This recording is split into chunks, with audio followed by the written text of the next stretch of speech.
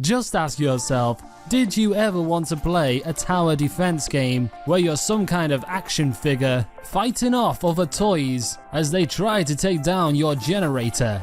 Did you want to do that as well as collect credits to build things in order to take down the hordes of toys? All that including playing with friends as well? Well, do I have the game for you?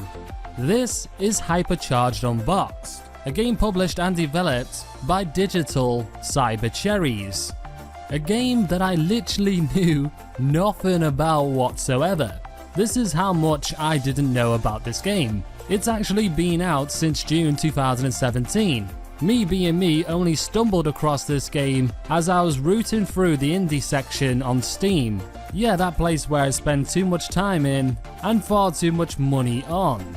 Enough about my crippling debt due to my gaming addictions. We're here about this game.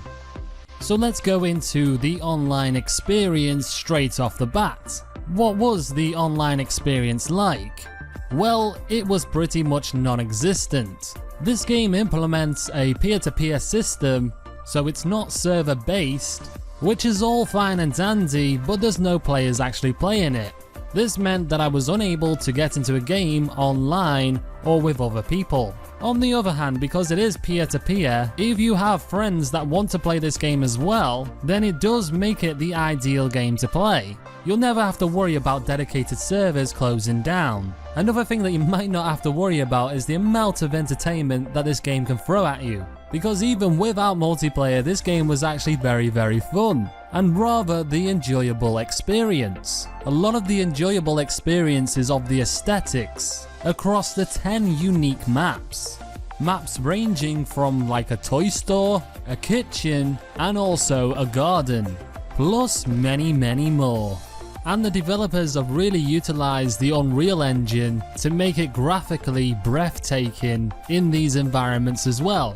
And I think it's the blend between eye candy and the overall theme as well as concept to this game that makes it such a rich experience. Gameplay is nice and fluent and there was no glitches, well apart from AI getting stuck. In fact, there was the T-Rex that just got stuck for no reason whatsoever. I've gotta be honest, that was kind of heartbreaking because he was the final boss on the final map that I actually played. Other than that though, everything seemed to play like it should. Movement system was actually really nice and fluent, which is great to see because this game does encourage some hardcore parkour if you want to pick up the collectibles around the map.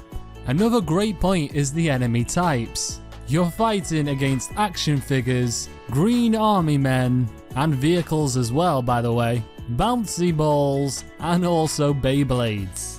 Like come on, you're shooting at Beyblades. That is pretty genius. Not to mention, you also get to fight against this giant robot, the T-Rex, and a helicopter transport for the green army men. Again, all wrapping up into the concept and the aesthetics of this game. Another thing that I do want to point out is the two phases that you do during gameplay. You've got a building phase where you go around collecting the credits in order to get the buildables that you need to defend the hypercore, I think that's what it's called. And during the building phase, this is where you actually put down the free buildables that you select before you get into a game. There's 30 buildables in total. I actually only managed to use maybe about 10 of them. There are set locations to actually build, and quite honestly, I think this part of the game for me is my least favorite. It can become quite tedious. The only reason why it bores me more is because you can spend more time doing it than actually fighting off the hordes and going through the wave. The game has a lot of downtime for about a 25% return in action. Don't get me wrong though, formulating strategies the first couple of times you play a map is actually really fun, but because of all the credits being so scattered, depending on what map you're on, it can take quite a while before you can actually start off a wave. It does give you the option to skip, but then you're going to be affecting what medal you get at the end of the game. And the medals do have quite the importance within this game if you want to unlock new maps. So yeah, not really as much of an option to actually skip. Maybe they should give better rewards for kills and more credits to do the buildables than having you go around the map every time in between the waves. But then again, I'm actually being kind of picky because overall this game is actually very good.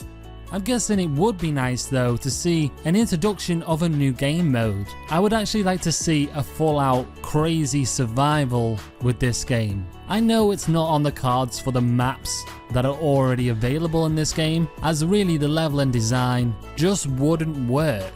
But they could make some arenas and just have all these unique and quirky enemies come at you. I would absolutely love to see that.